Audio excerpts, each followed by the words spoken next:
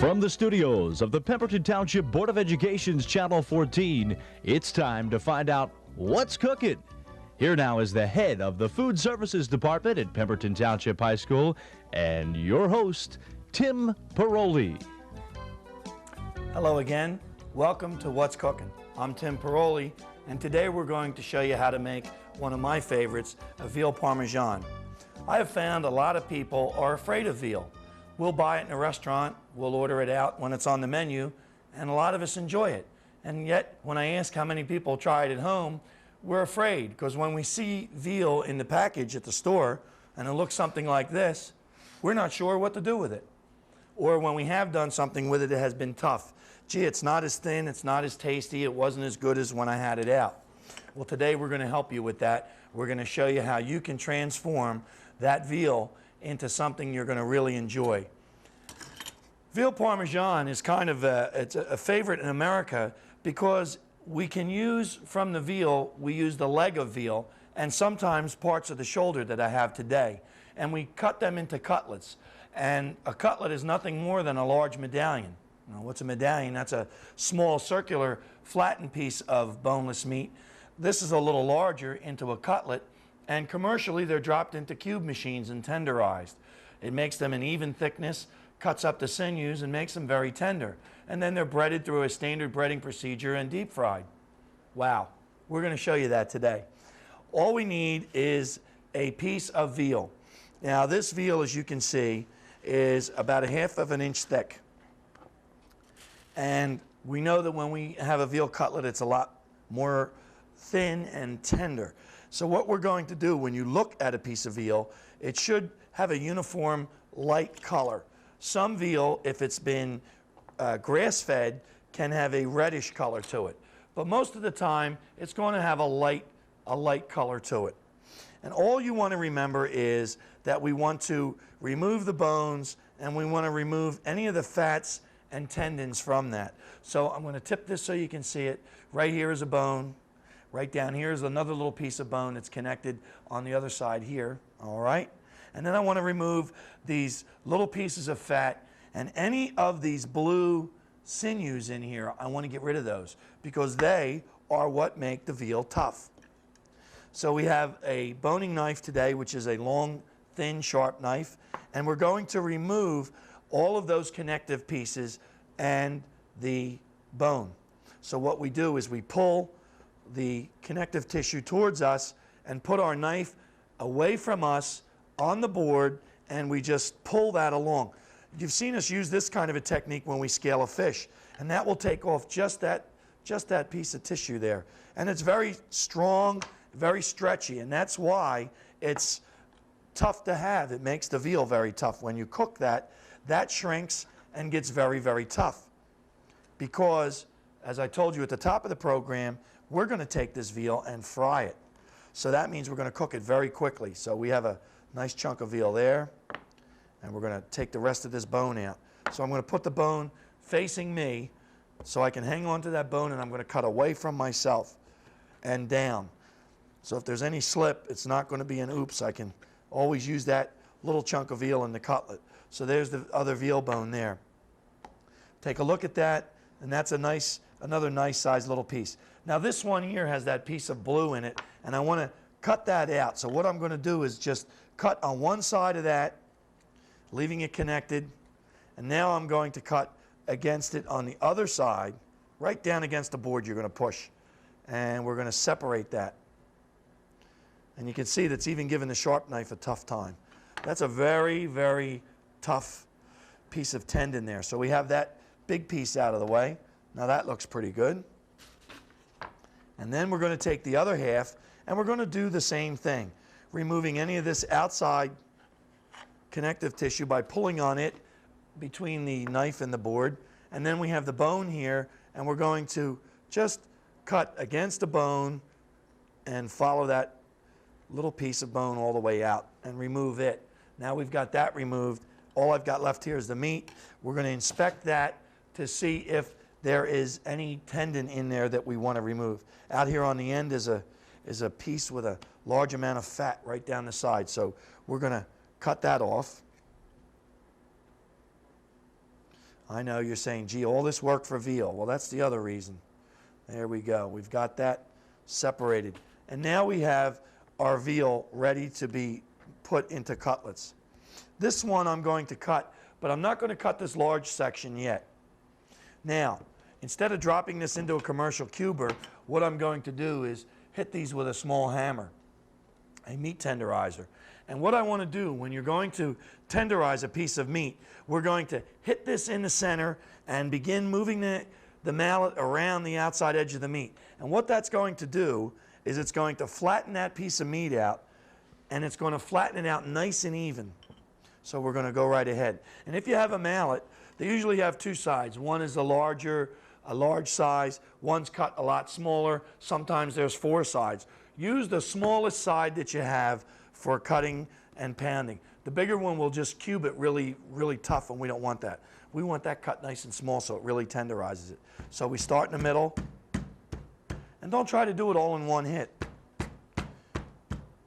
We go right on around with that. Now I've got a little piece of tendon right here. We're just going to split that right there. And I'm leaving that on there because that is so small it's going to cook right away. There. But you'll see that is going to allow me to flatten that right out. There we go. Now I'm going to turn this over so that I don't rip it up.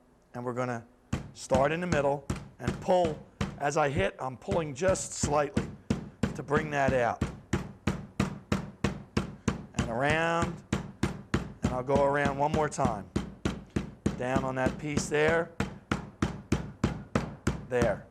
Now what has happened is we took a piece of veal, and these were approximately the same size. If you look at them on the table, you'll see this one is very short and fat, yet this one here now is very, very flat. And that's what we're after. So that's a cutlet, and that gets put out of the way.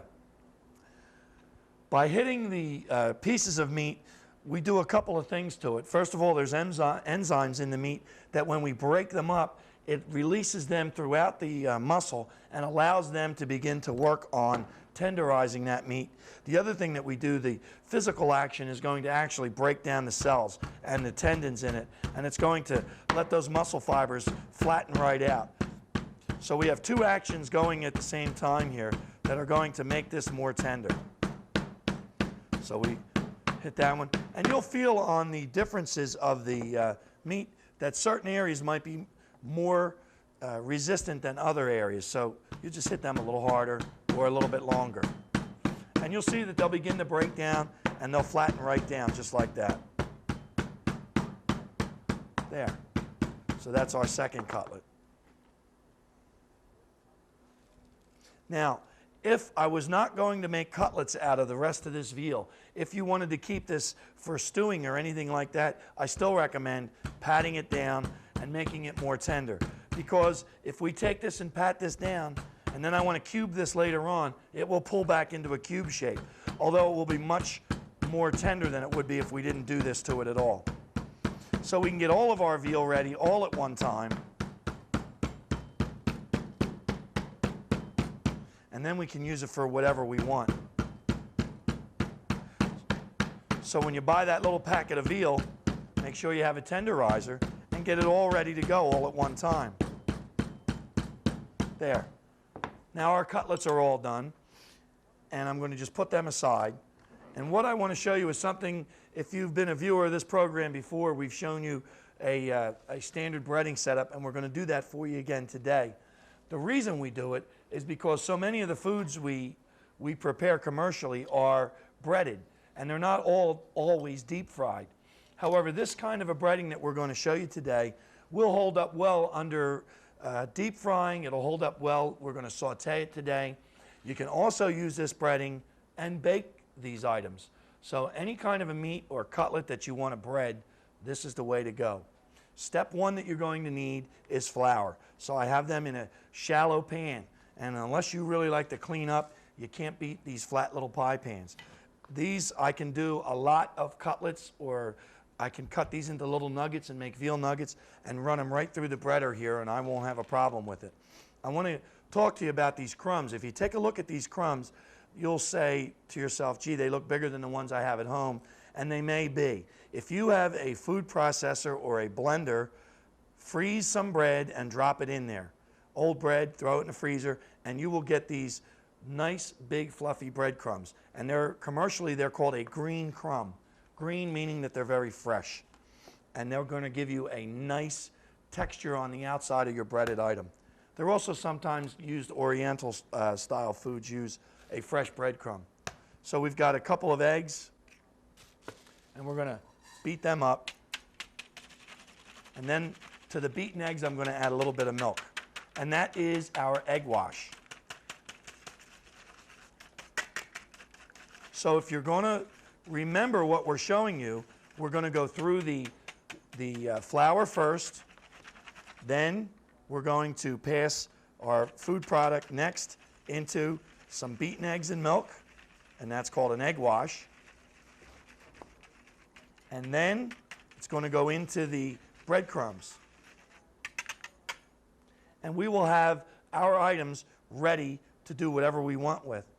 We can even take them once we do this to them. We can take the item and freeze it. It doesn't have to be used right away. You can bread up all your veal, lay it on a cookie sheet with some paper between it, and freeze them. And they can be cooked right from the freezer. So you now know how to prepare food for later use. There we go. We shake off the excess, just like that. And now it goes into the egg wash, just like that. We make sure that the egg coating covers all of the cutlet, just like that.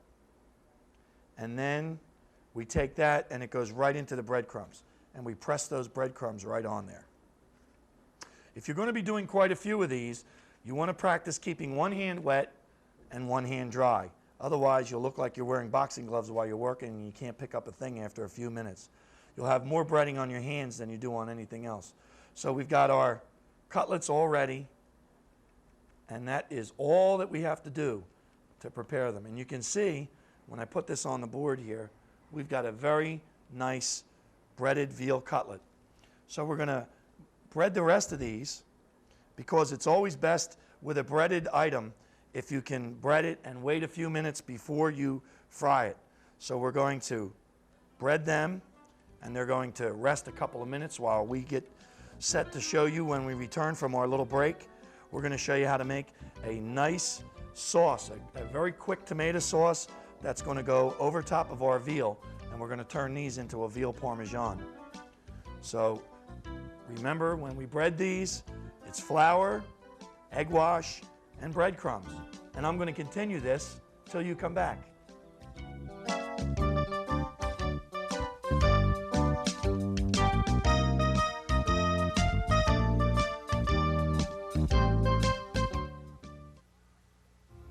Yo, you want to play some baseball?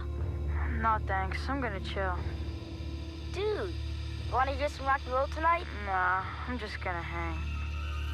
Hey, man, want to do some skateboarding at the mall? Nah, I'm not into it.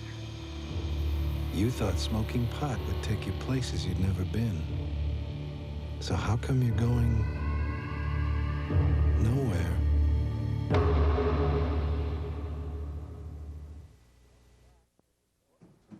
Welcome back.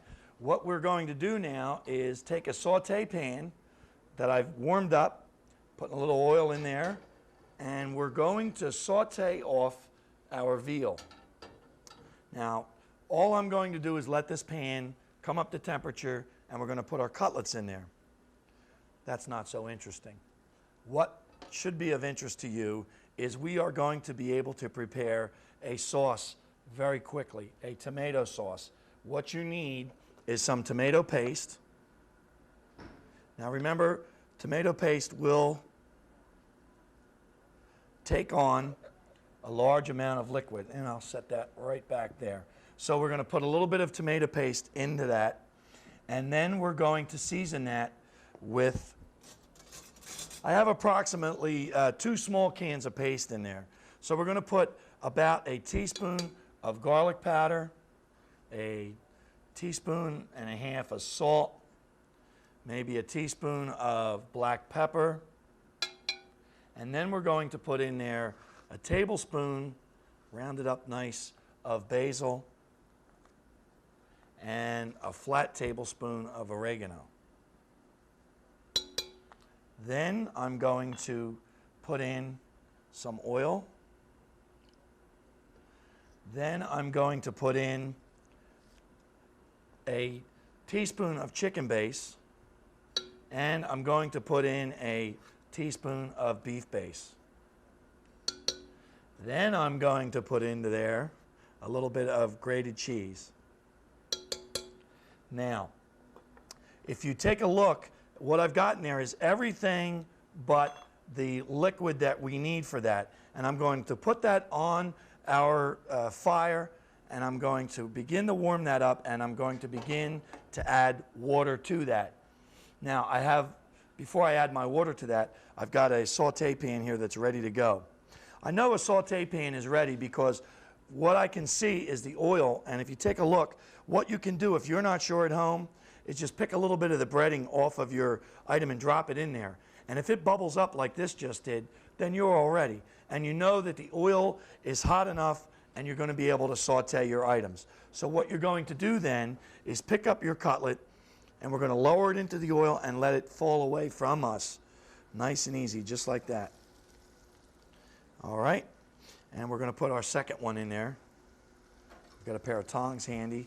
We're going to just move that right out of the way. All right, so we have our pair of cutlets cooking away. I want to move some of this out of the way. And I'm going to let that cook until I see that one side is very brown. Now, what we're going to add to our sauce is about a quart of water. And we're going to stir that, and then we're going to see the consistency of that. Let me get a nice fire under that too now so that gets going. And that's going to tell us whether or not we need more liquid to that. And depending upon the density of the paste, that will determine how much water you have to add to that.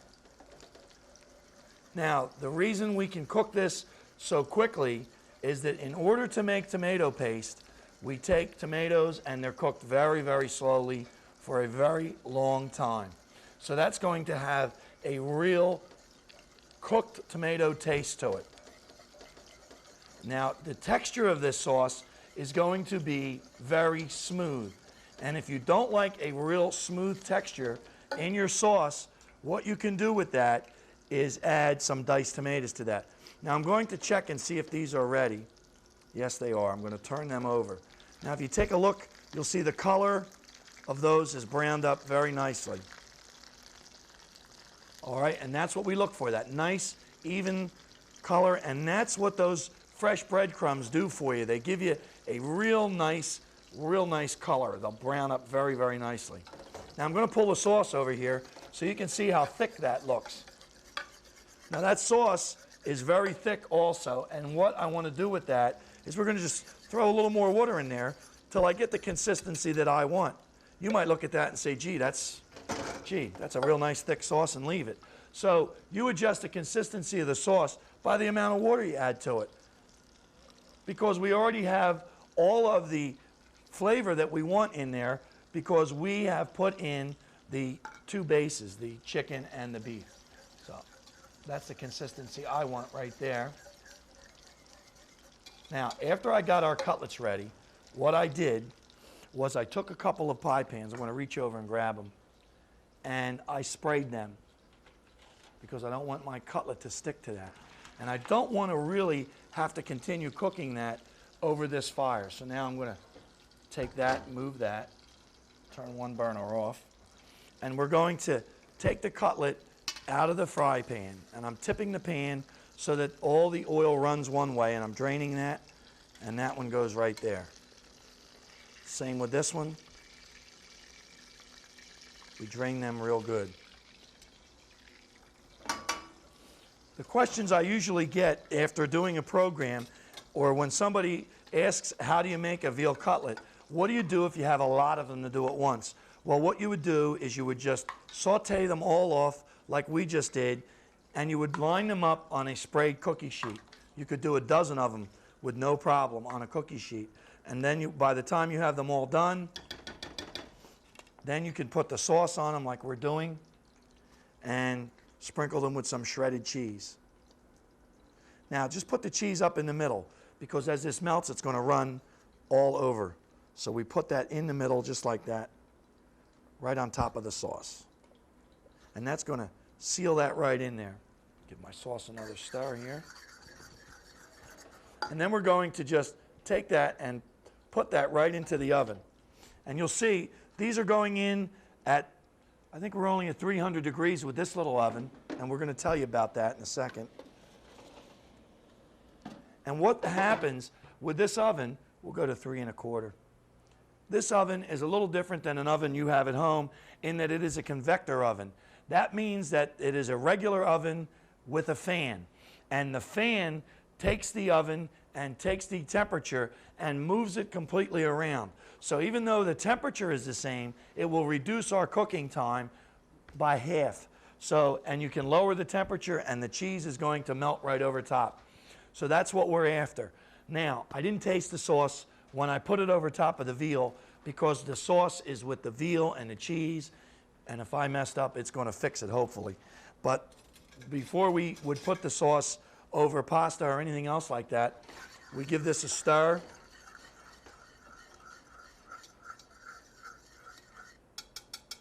And then I want to see how we are.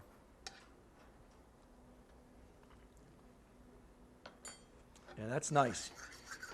Now, tomato sauce, most of you think that when you're preparing it, it's going to take you forever to make. What we have made for you today is essentially a pizza sauce until we cook it. And we also changed it when we added our base to that. So our main ingredient in making this tomato sauce is the tomato paste, which is nothing more than a very strong, concentrated tomato. The other two flavors that we have that are very concentrated and very strong, I'm going to show you about. If you've seen a previous program where we've used this product, you know what we're using. These are called bases, and what they are is a concentrated chicken and beef. One is made from the concentrated cooked chicken, and that's the yellow one that I have here. It also has a lot of spice, comino powder is in here, and turmeric, and it's in a very slight amount with chicken fat and chicken meat. And that's going to be a very strong mixture of spices that can overpower a food. However, if you use them in a base, they're only going to add a little bit to that. And the same with the beef. The beef base, if it's a high quality like ours is today, it's not going to have a very high salt content. So we can use that in the place of bouillon cubes or in the place of beef or chicken stock. So you're going to find that those products do not take up a lot of room on the shelf. And that's something with storage is very nice. They're very highly concentrated. All you have to add to them is water. And when you use them in conjunction with something like our tomato paste, you're going to find it makes a sauce that you can present, and it's going to be very tasty. And that's what we're after. We want to make a food that is not going to be really difficult for us to prepare. You can eliminate buying a lot of prepared items by just purchasing some of these commercial items that we use here on the program, and they are going to make it very easy for you to use. All right, so enough about the sauce. Let's take a look at it. Again, like I told you, the difference with this sauce is it's going to be very smooth. If you have to fake some people out, what I want you to do is when you're going to make this sauce, you can add at this point, once it's done, a can of diced tomatoes. Now the plum tomato is very nice, a diced plum tomato, or even a regular stewed tomato that's been diced is very nice to add. And that will work very well. But this is a nice all-around tomato sauce. And I did it right in front of your eyes, so there's no magic here. This one is just really quick because of the ingredients that we use. They're already cooked, and that is what gives us the time. I want to go over and pull out our veals because I'm sure they're done bubbling away there. The reason we can get this stuff done so fast is because we are using a hot veal. We used a hot sauce, and we put that right in there. So it's all ready to go as far as heat goes. They're going to cook very quickly, and that's what we're looking for. I mean, as much as time as I spend in the kitchen, I don't want to live there forever if I don't have to, especially when I'm hungry. I want to get in, get out, and have something to eat. So here's our cutlets already done, and the cheese is already melted, and all we're going to do is just pull them off of there. And if you look in our pan, there's not much juice, there's hardly any oil, because we sauteed them and we drained them. So that gave us a nice product. We're able to lower the fat content. Also, in any of these items that you see made, you can substitute any type of oil, or if you wanted to get rid of the oil in a dish like this, the way you would prepare this is, instead of sauteing it, you could put it right on the pie pan or a cookie pan, sprayed kind of heavy, put that right in the oven, and that I would recommend raising the temperature to around 400, because we want to get the coating to crisp up on the outside so it will seal it in and it won't crack, and then you just cook them till they're finished in the oven. Then you would remove them from the oven and sauce and cheese them like we did here.